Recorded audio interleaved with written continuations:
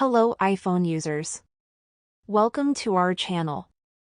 Today, we're addressing a common issue many of you might encounter: how to fix the unable to check for updates problem on your iPhone. Whether you're unable to check for app updates or iOS updates, we've got you covered. Let's dive into the troubleshooting process. First, ensure you have a stable and active internet connection, as a reliable connection is crucial for checking for updates. Make sure you have enough free storage space on your iPhone. Updates require space to download and install. If you're trying to check for app updates, you can do it manually through the App Store. If you're still encountering the problem, resetting your network settings can help. This step often clears out any network-related glitches that may be causing the problem.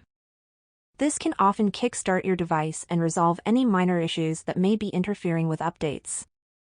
If none of the previous steps have fixed the issue, you can always try updating your iOS using iTunes on your computer. This method can sometimes bypass the issue on your device and allow you to update successfully. These steps should help you resolve the unable to check for updates issue on your iPhone. If nothing helps, consider contacting Apple service. If you found this tutorial helpful, please consider giving us a thumbs up and subscribing for more iPhone tips and troubleshooting.